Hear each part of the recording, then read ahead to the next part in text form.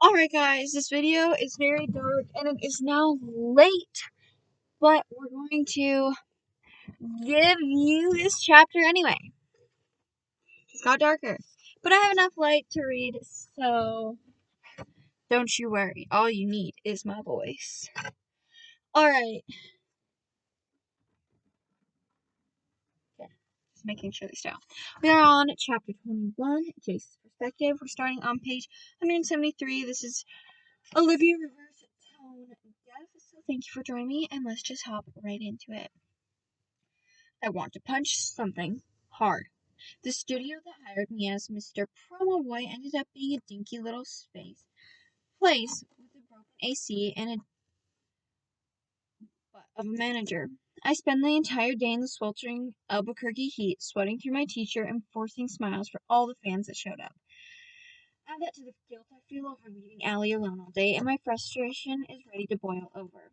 I swear, if I hear one more squeal come out of the mouth of a teenage girl, I'm going to dissolve tone deaf and move to a secluded island. I shove open the door of the RV and take a deep breath as a blast of cold air hits me. Allie, I call out, then roll my eyes as if at myself for forgetting she can't hear.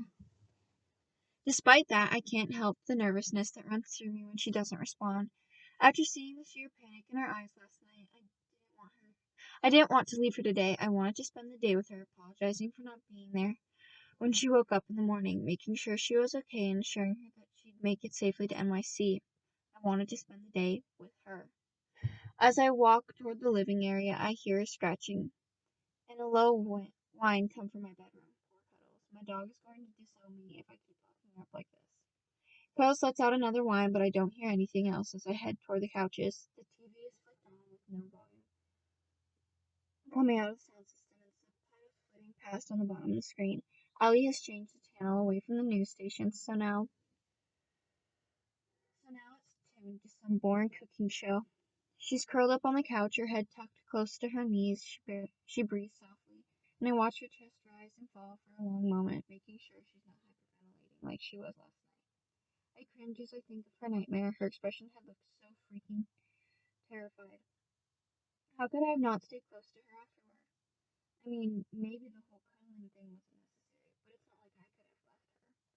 I back up a few steps, figuring it's best to leave Allie alone so she can rest. Besides, Cuddles needs a walk, and it's not like she can go out by herself.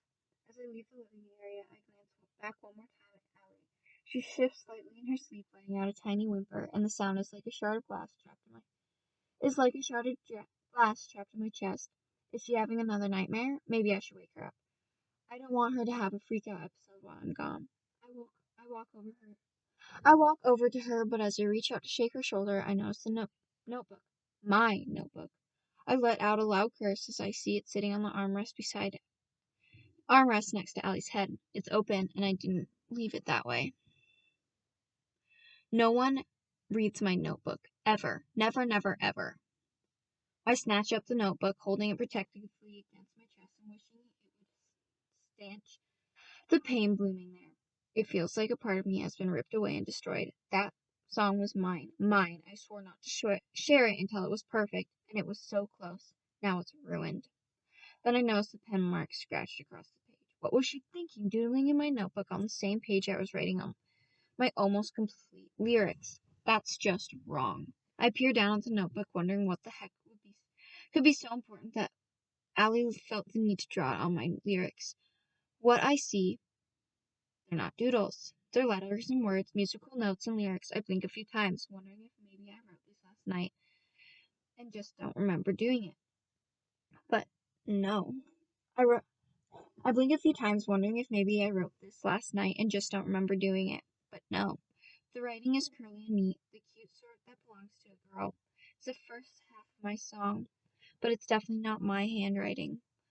I think back to what she told me when I first met her. I used to play. I just assumed that she was messing around, but she must have been telling the truth. I shake my head and hesitantly trail my finger down the blue lines of the notebook, reading the song our words have combined to create. Close your eyes. When clarity's gone and logic is done and love flees out the doorway. When kisses hurt and your heart is cursed and so carelessly cast away. when life's tumbling down, down, down, and nothing's there when you look up, except the innocence you left. You let life corrupt. Just close your eyes, feel my hand in yours, and know you're alive. Just close your eyes, feel my lips on yours, and know you'll survive. Oh, close your eyes, and in the darkness of the hour, know that I'll be here forever, forever yours. I'll never go. I'm not sure how long I stand there just staring at the notebook, reading her lyrics over and over again. In my head, I hear the notes she's neatly written above the words, and they flow together seamlessly. They're complex but effortless, in a haunting sort of way. Allie has only written adjustments for the beginning half of the lyrics, but it still feels like the closest my song has ever been to completion. I glance around the room looking for my guitar. I'm desperate to try out these lyrics so I can see if they're as good as they sound in my head. I hear a slight rustling and look down to find Allie peering sleepily up at me. Her eyes grow wide as she sees the notebook in my hand, and she looks like a kid with her hand caught in the cookie jar. She blushes, making her freckles pop. Hey, she signs uncertainly. I set down the notebook next to her and sign, Hey, I read your adjustments. She looks down and purses her lips. Sorry, I didn't really mean to write that much. I kind of got carried away. Yeah, I can tell. Sorry. Oh. They're trying to fix something. By the way, by the way she presses back against the couch, I can tell she's trying to disappear, like she's expecting me to be pissed, which I should be, and I was, but I can't bring myself to be upset anymore. Not when my song is finally starting to sound right. I kneel next to the couch and tilt her chin up so we're eye to eye. You were eyeing when you said you played, were you? She shakes her head. I played piano for years, and you still haven't gotten. And you still haven't forgotten how music sounds? A small, sad smile. A small, sad smile plays at the corner of her lips. I'll never forget. She hesitantly tilts her head up until she's directly looking at me. I take in her hazel eyes, which are so beautiful, so pained. How did you end up like this? I gesture to the notebook. This is brilliant, Allie. Freaking brilliant. You've got talent, and you say you belong in Mensa, so what happened? Her expression wavers between hurt and anger, and she swallows hard like she's trying to go back painful memories. I started playing when I was 3. My mom inherited this old piano, and I just sat down one day and banged around on it until I figured out how to play. Twinkle, twinkle, little star. I had perfect pitch, so I could replicate pretty much any song I heard. I raise an eyebrow in surprise, but don't say anything. I don't want to interrupt her. She takes a shaky breath and says, When I was about 4, my mom enrolled me in lessons. We were totally broke, but I loved playing, and she didn't want to keep me from my passion. She was the best mom ever. She gave up so much for me, and she clears her throat and shakes her head like she's trying to shoo away the past. She sits a little taller and continues. My instructor called me a prodigy the moment he saw me first play. He had me get an IQ test, and I scored within the 99th percentile. I was admitted into Mensa, and from there, things just took off. I started with little performances, but I quickly started getting into larger venues. People were interested in seeing someone as young as me perform. Within a few years, I managed to get invited to play at Carnegie with a group of other students who were considered prodigies. After that, I pretty much got into any venue I wanted. Her breathing was fast now, like the memories were starting to overwhelm her. Without thinking, I slipped my hand into hers. Allie jumps, startled by the contact, but she doesn't pull away.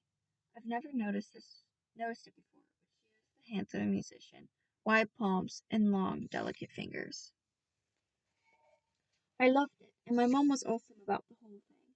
Allie murmurs as she runs her thumb over the back of my hand. I mean, she could have exploited me to make money, but she only let me perform when I wanted to, and she made sure I was also focused on things like school and Girl Scouts, normal stuff for kids. She didn't want me getting a big head. A long moment passes and she doesn't say anything else. What happened? I asked again. Right about the time I turned 10, I started getting really bad headaches, Ellie murmurs. My doctors figured out I had a brain tumor. It was benign and not all that dangerous, but it was right against my temporal lobe, the part of the brain that lets people hear. If it got any bigger, I would have. Well, we're just gonna have to rely on the outside world. If it got any bigger, It would have destroyed my hearing, and my mom didn't want that to happen. We didn't have insurance, but she still decided to pay for an operation to have it removed right away. I hold her hand tighter, silently encouraging her to finish the story. Allie takes another deep breath and then says, "When I woke up from the surgery, I couldn't hear a thing. Ends up, the tumor was worse than they'd thought.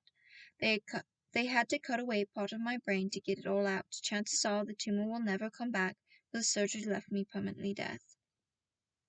A tear slips down her cheek and she quickly brushes it away.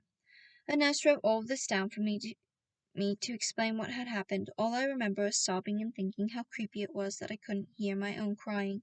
I just kept asking for my mom, but she wasn't there.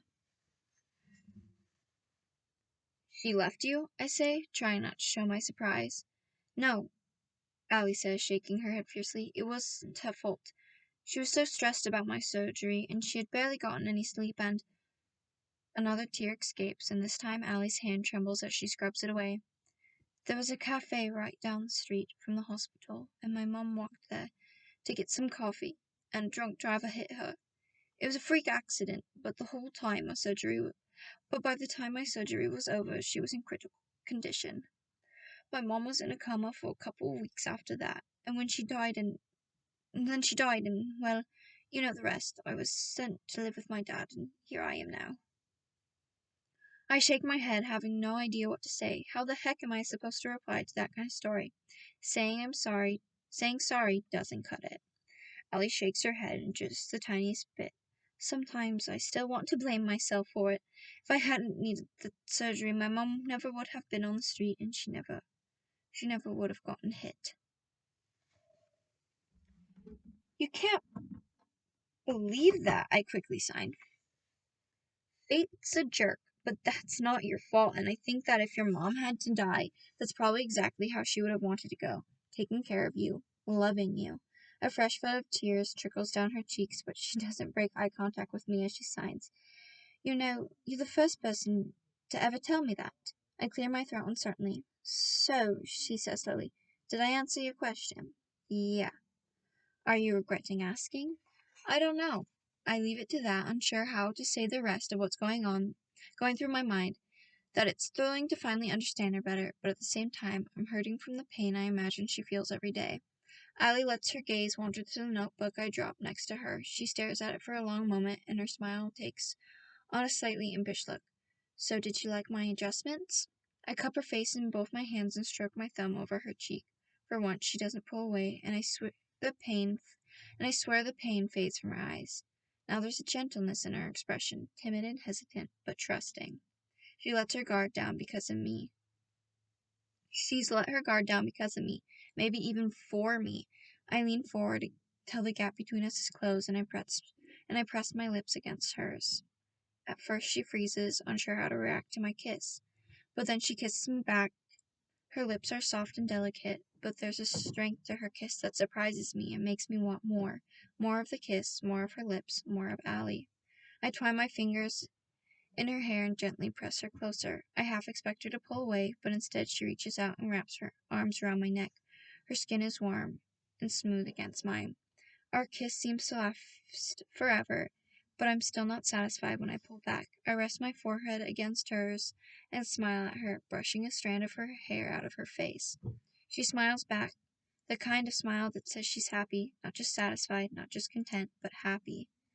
She quietly murmurs, "Can I assume that means you like the changes I made?" I pull her close to my chest so that our hearts are pressed against each other, and I can feel the rapid pattering of her heartbeat. Her breath is warm against my collarbone, and her fingers trace the edge of my scar. "They're perfect," I whisper in her ear. I kiss her forehead, then pull away a little so I can sign, "Absolutely perfect." Doesn't that just put a smile on your face? That is the end of chapter 21 from Jace's perspective. It ended on page 184. So guys, we only have like 90 some pages left, which is so sad. But that's that. Sorry, this is the end anyway, so I'm just gonna go. But we will be starting on chapter 2 next time, which picks up on page 185, and it'll also be Jace's perspective. So I'll see you guys for that chapter. But for now, bon voyage, adios, French and Spanish. This is really bad video quality, but all you need is my voice. So see you guys later. Ciao for now. Bye.